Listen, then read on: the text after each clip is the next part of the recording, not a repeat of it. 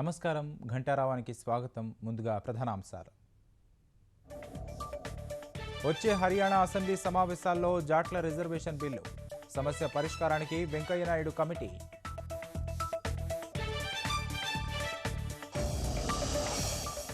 ఆందోళన విరమించని జాట్లు, 12 మంది మృతి, నిలిచిన 700 రైళ్లు.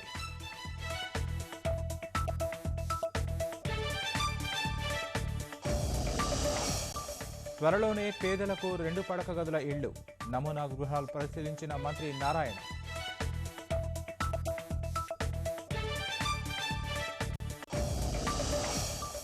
జమ్మూ కాశ్మీర్లో కొనసాగుతున్న ఎదురు కాల్పులు, కెప్టెన్ తుషార్ మహాజన్ సహా ఉగ్రవాది మృతి.